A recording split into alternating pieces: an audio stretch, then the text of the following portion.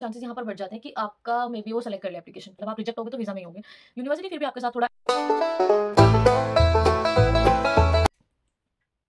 Hey guys, welcome back to my channel. I know कि मैं बहुत दिनों बाद वीडियो बना रही हूँ, और एक्चुअली क्या हुआ कि मैंने कल पूरी वीडियो बनाई इतनी मेहनत से, उसके बाद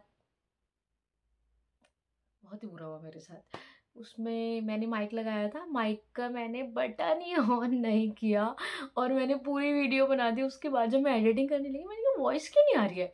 फिर देखा तो ओ शिट, मैंने ऐसे ऑन ही नहीं किया बटन, और मुझे बहुत दुख हुआ। मैंने इतनी डेडिकेशन से वो वीडियो बनाई थी। आई होप कि मैं दोबारा उतना ही सब कुछ डिटेल आपको दे पाऊँ। और वो वीडियो भी बहुत लंबी हो गई थी। अब आज से मैंने फिर से अच्छे से री प्लानिंग की है, और देखते हैं कैसे रहते हैं।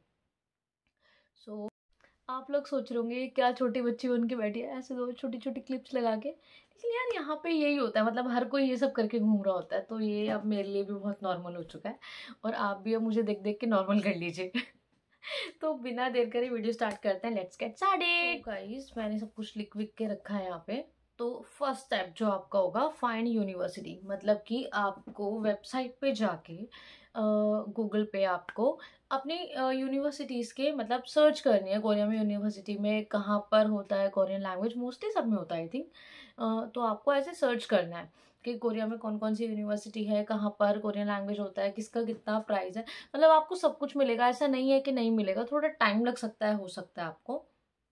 बाकी ऐसा नहीं है कि आपको नहीं मिलेगा। आप उनको मेल करिए, उसमें मेल आईडीज भी होती हैं बहुत सारी, सो आप मेल कर सकते हो। उसके बाद आपको क्या होगा ना कि आपको बहुत टाइम लग सकता है ये सब करने में, इसलिए मैं चाहती हूँ कि आप लोग ना बहुत पहले से ये सब करना शुरू करिए। ऐसा ना हो कि आपका फॉर्म भरने का टाइम आ जाए और आप तब ये सब कर रहे हो, क्योंकि आपको ना डिसाइड करने में बहुत टाइम लगा था। मैं तो किसी के थ्रू आई थी, उन्होंने मुझे इतना सब कुछ बताया था, तब भी मुझे बहुत टाइम लग गया था सारे डॉक्यूमेंटेशन करने में, यूनिवर्सिटी डिसाइड करने में। सबसे ज़्यादा टाइम तो यही लगा कि मैं कौन सी यूनिवर्सिटी में जाऊँ। अच्छा, एक तो ये वाली चीज़ हो गई। उसके बाद यार सेकंड चीज़ क्या है कि आपको ना पहले ये डिसाइड करना होगा कि आपको सोल में एडमिशन लेना है या सोल के बाहर लेना है। दो मैं चीज़ आपको इसमें बताती हूँ। सोल थोड़ा एक्सपेंसिव रहेगा, थोड़ा नहीं काफ़ी एक्सपेंसिव रहेगा कंपैरिजन आउट ऑफ मतलब सोल के। सो वहाँ पे क्या होता है, आपका हर चीज़ का प्राइस मैंने सुना है कम है बहुत, और सोल में उसके कंपैरिजन में ज़्यादा मतलब बहुत एक्सपेंसिव है। सो आप ये सब मतलब सोच के आना कि आपका बजट क्या है, और ऐसा ना हो ना कि कोरिया में एडमिशन लेने के चक्कर में, सोल में ही एडमिशन लेने के चक्कर में ओवर बजट हो जाए। सो मेरा क्या था, मेरी यूनिवर्सिटी मतलब बिल्कुल मेरे हिसाब से फिट हो गई थी, इसलिए मैंने सोचा कि नहीं यार, अगर मैं सोल में एडमिशन लेती हूँ तो ये मेरे लिए बजट फ्रेंडली रहेगी। सो इसलिए मैंने सोइल यूनिवर्सिटी डिसाइड करी, और इसकी फ़ीस भी ठीक है। यूनिवर्सिटी भी बहुत अच्छी है, आपने मेरे यूट्यूब पे देखा होगा इसको। मतलब मेरे हिसाब से बहुत अच्छी है, मतलब ऐसी कोई मुझे अब तक कोई प्रॉब्लम नहीं आई। और सबसे अच्छी बात है ना कि मतलब सच में मेरी यूनिवर्सिटी का स्टाफ बहुत अच्छा है, मतलब टीचर्स, और मतलब बहुत हेल्पफुल है, बहुत ही ज़्यादा। उनको पता है कि फॉरेनर है बच्चा, यहाँ पे अकेला है, तो वो काफ़ी हेल्प करता है। कई बार तो मेरा बिल भी उन्होंने ही पे किया है। मतलब मुझे नहीं आता था इलेक्ट्रिसिटी गैस बिल कैसे पे करते हैं यहाँ पे, और बहुत मुश्किल हो गई थी। फिर मैं यूनिवर्सिटी गई, फिर ऐसे मैम को बताया, फिर मैम ने दिए, फिर मैंने उनको पैसे वगैरह दिए, ऐसे करके हुआ मतलब। लेकिन उन्होंने एक बार भी ऐसे नहीं बोला कि क्या हुआ क्या हुआ। सो उन्होंने देखा कि मैं आई हूँ, तो उन्होंने बोला ला, मतलब आप परेशान क्यों हो रहे हो, हम करते हैं ऐसे। सो बहुत अच्छे हैं सब लोग। सो समझे ना आप लोग कि मेरा क्या मतलब है। तो जैसे मैं पहले क्या था, मैं देगू की साइड एक यूनिवर्सिटी है, ख्योंगवन कुछ ऐसी है, मैं पहले उसमें जाने वाली थी क्योंकि उसमें डोमेट्री थी। मेरी यूनिवर्सिटी में डोमेट्री नहीं है। सो आपको यहाँ पर गौशिवोन या फिर अपना कोई अपार्ट मतलब वन रूम सेट वगैरह लेना पड़ेगा। थोड़ा स्टार्टिंग में एक्सपेंसिव हो सकता है, बट बाद में आप पार्ट टाइम वगैरह करके या जो भी होता है उससे आप रिकवर कर सकते हो। और दूसरी चीज़, मेरी बात पार्ट टाइम वाली बात सुन के यहाँ पे लोग खुश मत हो जाना, और ऐसे सपने मत सजाने लगना, पार्ट टाइम मिलनी बहुत मुश्किल है। दूसरी चीज़ कि यू हैव टू सेलेक्ट। उसके बाद हाँ, मतलब कि आपको क्या है कि आपको ना सेलेक्ट करनी है यूनिवर्सिटी। जैसे ही आप सेलेक्ट कर लोगे, मतलब आपने दो यूनिवर्सिटी सेलेक्ट की, कुछ भी हो सकता है, दो यूनिवर्सिटी सेलेक्ट की, उसके बाद आपको उनके मतलब लिस्ट पढ़नी है कि उनके डॉक्यूमेंट रिक्वायर्ड डॉक्यूमेंट्स क्या है, उनका मतलब सब कुछ क्या है। क्योंकि जैसे मेरी यूनिवर्सिटी का है, इस पैम्पलेट में, ये जो पैम्पलेट है इसमें मतलब मेरे सारे डॉक्यूमेंट्स लिखे हैं। अगर आपको शायद दिख रहा होगा तो यहाँ पर ये लिखा है रिक्वायर्ड डॉक्यूमेंट ऐसे करके, तो ये सारी लिस्ट है डॉक्यूमेंट्स की। सो यहाँ पर मुझे ये, तब मैं ऑनलाइन देख रही थी तब मुझे नहीं मिली थी, ये बाद में मिली है, बट मैंने सब कुछ चेक किया भी था खुद भी। सो उसके बाद आपको क्या करना है, जैसे ही आप सेलेक्ट कर लोगे ना अपनी यूनिवर्सिटी के, मतलब हाँ यार ये दो हैं, और अपने हिसाब से देखना, क्योंकि शुरू में यहाँ पे आपकी कोई हेल्प नहीं करने वाला। सो मेरे हिसाब से शुरू में आप डॉर्मेट्री में रहो, बहुत अच्छा है। उसके बाद आप चेंज कर सकते हो। और यहाँ पे सिक्योरिटी मनी बहुत ही ज़्यादा होती है, मतलब बहुत ही ज़्यादा होती है, हद से ज़्यादा। तो उसके बाद क्या हुआ, जब मैंने ये सब किया, तो अब मैं आपको थोड़ा फीस का बता देती हूँ। सब लोग फीस के बारे में बहुत पूछते हैं, या फिर वीडियो के एंड में बताते हैं, ये सबसे इम्पोर्टेंट पार्ट है ना। तो उससे पहले हम डिस्कस करते हैं कि आप वेबसाइट पे जाइए। ये हमारा थर्ड स्टेप है, मतलब हम फिर, अब हमने डिसाइड कर लिया है कि डॉर्मेटरी वगैरह सब कुछ करके अब हमारी एक ही यूनिवर्सिटी सेलेक्ट हो चुकी है, अब हमारे पास कोई ऑप्शन नहीं है, अब हमें फाइनल है कि इसी में जाना है। फिर आपको क्या करना है, उसी के सारे डॉक्यूमेंट्स आपको लिख के रखने हैं। जैसे यार मैंने ना लिख के रखा था, वो कॉपी मेरी एक्चुअली इंडिया में ही रह गई है, मैं नहीं लेके आई हूँ यहाँ पे, क्योंकि वो बहुत मोटी थी ना, मेरा रजिस्टर था, तो मैं जाती थी सबसे पूछ पूछ के ऐसे करना है ऐसे करना है।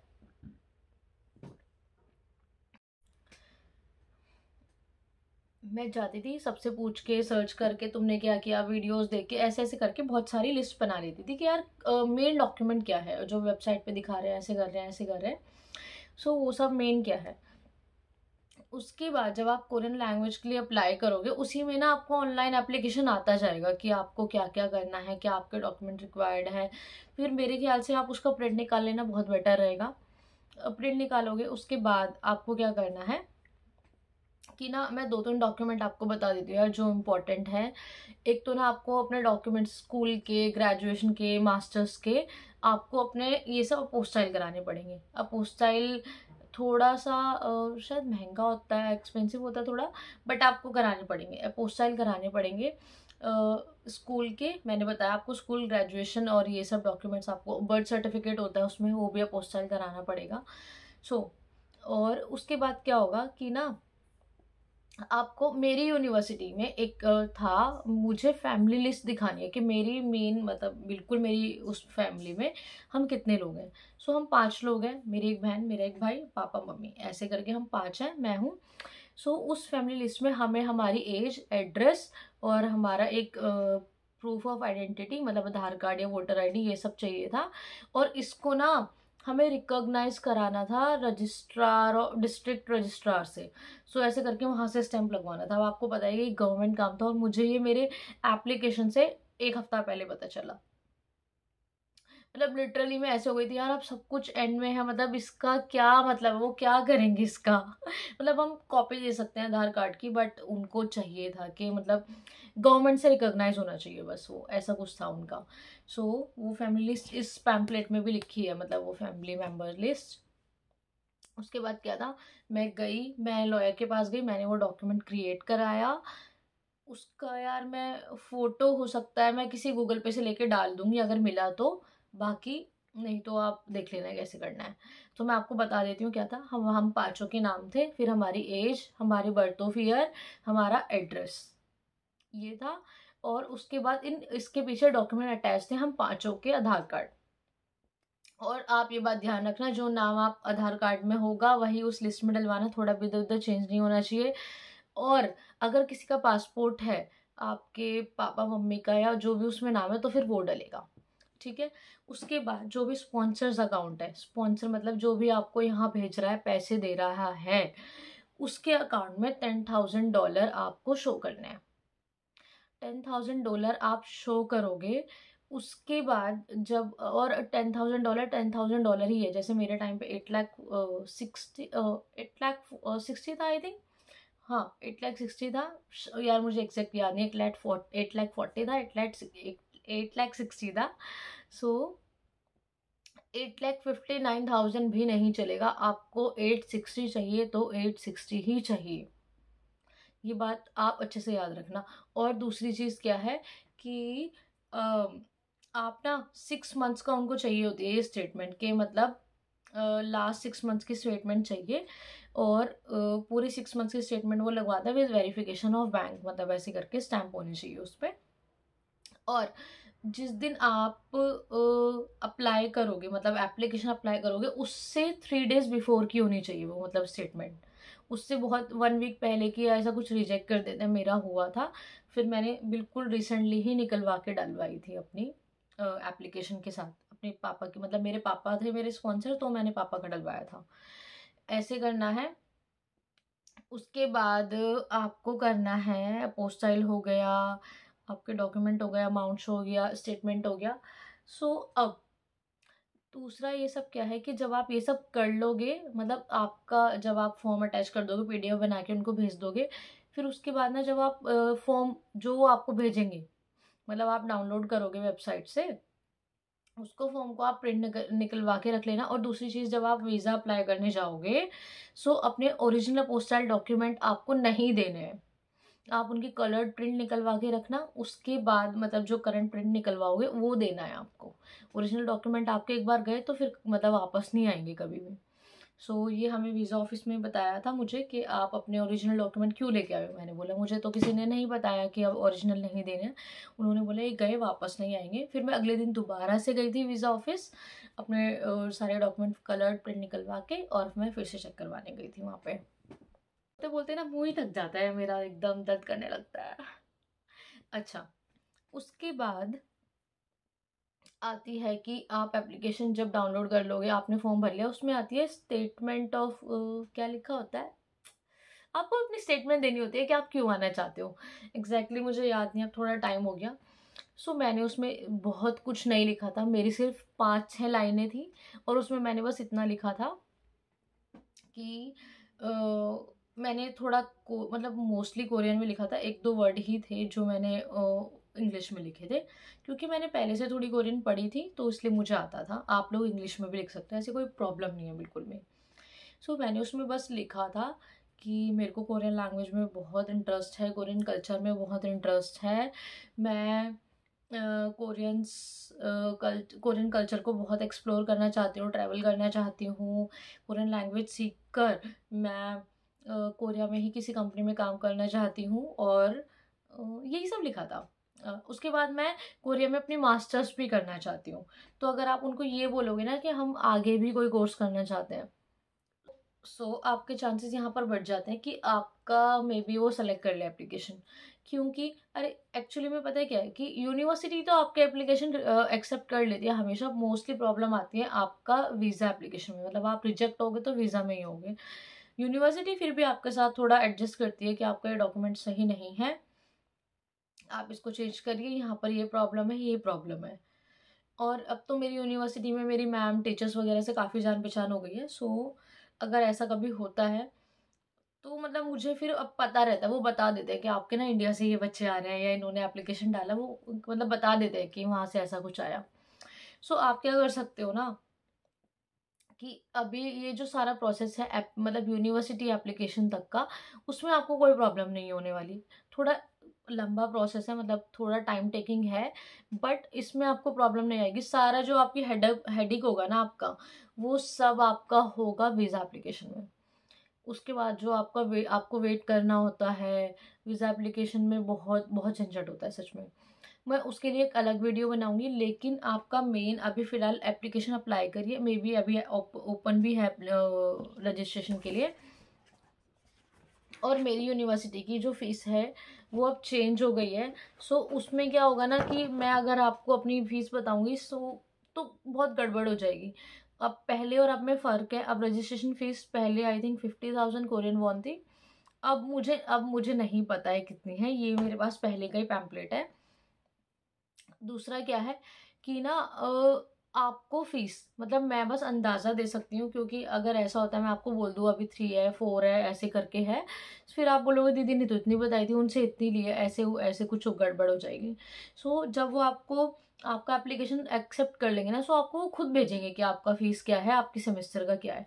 और उससे पहले ना आप उनसे रिक्वेस्ट भी कर सकते हो कि हमें पैम्पलेट भेज दीजिए, वो भेजते हैं। मुझे भी भेजा था मेरे एप्लीकेशन सबमिट होने से पहले, मैंने रिक्वेस्ट करी थी। तो मैं तो जिनके थ्रू आई थी तो उन्होंने काफ़ी हेल्प कर दी थी, वो कोरिया में ही रहते हैं, तो इसलिए मुझे मिल गया था। सो मुझे बहुत ज़्यादा मेहनत नहीं करनी पड़ी। और आप रिक्वेस्ट डाल सकते हो उनको, तो वो अटैच कर देते हैं, ऐसी कोई प्रॉब्लम नहीं है बिल्कुल भी। सो मेरे टाइम पर रजिस्ट्रेशन फ़ीस थी, रजिस्ट्रेशन फ़ी बिल्कुल रिफंडेबल नहीं होती है, आपका एप्लीकेशन रिजेक्ट होता है या एक्सेप्ट होता है, वो आपको देनी ही पड़ेगी बाद में। उसके बाद आप मेरी जैसे 12 लाख उस टाइम पिछले साल मैंने जब एडमिशन लिया था, मेरी 12 लाख कोरियन वॉन फीस थी एक सेमेस्टर की। हाँ, 12 लाख कोरियन वॉन एक सेमेस्टर की फीस थी लेवल 1 की। फिर ऐसे कैसे करके थोड़ा थोड़ा बढ़ता रहा। तो मैं इंडिया से ही पूरे अपने 4 लेवल्स का देकर आई थी। मैंने ऐसे किया था, आप लोग भी कर सकते हो। किसी किसी यूनिवर्सिटी में आप 6 मंथ्स के लिए भी अप्लाई कर सकते हो, लेकिन मैंने सुना है जिस यूनिवर्सिटी में 6 मंथ्स के लिए होता है उनकी फ़ीस बहुत ही ज़्यादा है। जैसे मैंने कोरिया यूनिवर्सिटी की फ़ीस सुनी है, उसकी एक सेमेस्टर की फ़ीस इंडियन रुपीज़ में आई थिंक 340 है, 3,40,000 है। और मतलब बहुत ही ज़्यादा है। तो इसलिए मैंने सोचा कि आप लोगों को बताती हूँ, अगर आप 6 मंथ्स के लिए करना चाहते हो तो आप सोल यूनिवर्सिटी कोरिया में भी कर सकते हो, 6 मंथ्स के लिए वहाँ अप्लाई होता है। बट मेरी यूनिवर्सिटी में आई थिंक 1 ईयर के लिए होता है, मुझे पक्का नहीं पता है। और ये बात मैं उनसे पूछ भी नहीं पा रही हूँ इतना, मतलब उनके पास भी टाइम नहीं होता और मैं हर छोटी छोटी बातों के लिए नहीं जा सकती हूँ उनके पास। सो आप फिलहाल इतना करना शुरू करिए, अच्छे से सर्च करना शुरू करिए, बिल्कुल डिटेल में जाइए। अगर आपको कुछ नहीं समझ में आ रहा ना, तो आप मेल करिए, उसमें मेल आईडी होती है, वो मेल का रिप्लाई करते हैं। और ज़्यादा से ज़्यादा मैं इतना कर सकती हूँ कि आप मुझे इंस्टा पे डीएम कर सकते हैं कि हमें एडमिशन लेना है। तो फिर हो सकता है कि मैं मैम से पूछूं कि मैम आप मुझे एप्लीकेशन फॉर्म दे दीजिए, या फिर ऐसा कुछ है तो मैं आप लोगों को भेज सकती हूँ। अगर मैम ने दिया तो, पहले से पहले नहीं बोल रही हूँ। मैंने आपको सब कुछ बताया। दूसरा क्या है कि इसमें लिखा है एप्लीकेशन डेडलाइन। सो अगर आपको मार्च के लिए मार्च सेमेस्टर के लिए आना है तो आपको जनवरी तक आपको अप्लाई कर देना होगा, मतलब लास्ट 31 जनवरी लास्ट डेट है। उसके बाद जून का है अप्रैल 30 तक, सितंबर का है जुलाई 31 तक, दिसंबर का है अक्टूबर 31 तक। इससे पहले आपको मतलब अप्लाई करना है। अगर मेरी यूनिवर्सिटी का है, मतलब मोस्टली सबका सेम ही होता है सेमेस्टर तो यहाँ पे। और इसमें कुछ भी नहीं है ऐसा कि मैं आपको बताऊं। और अपने सारे document, family certificate, balance certificate, अपना पासपोर्ट बनवा के रखना पहले से। और अपना ये सब चेक करके रखना कि आपके पासपोर्ट और या फिर आपका जो भी डॉक्यूमेंट जाएंगे उसमें नेम्स इधर उधर ना हो, उसमें बहुत प्रॉब्लम होती है, रिजेक्ट कर देते हैं वीज़ा वाले तुरंत। उसके बाद सब कुछ हो गया मेरे हिसाब से। कल मैंने बहुत ही लंबी वीडियो बना दी थी, पता नहीं मैंने क्या क्या बताया था, बट आज ऐसा नहीं है कि उससे कम बताया है।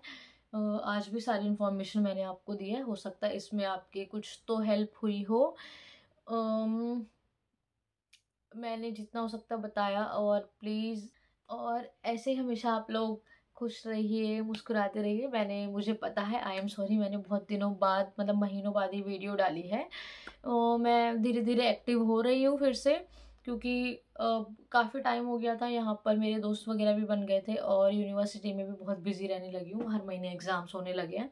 सो थोड़ा मुश्किल हो जाता है एडिटिंग करना, खाना बनाना, सब कुछ। मैं आपके लिए नेक्स्ट वीडियो लेके आऊँगी। अगर आप लोग चाहते हो कि मैं वीज़ा या और भी इससे आगे डिटेल में वीडियो बनाऊँ, आप लोग मुझे कमेंट करिए, लाइक करिए, शेयर करिए और जल्दी जल्दी सब्सक्राइब करिए मेरे चैनल। मैंने आपके लिए 1000 सब्सक्राइबर्स होते ही बहुत बड़ा सरप्राइज रखा है, आप लोग भी देख के हैरान हो जाएंगे कि यार ये क्या दे दिया ये क्या मिल गया हमें।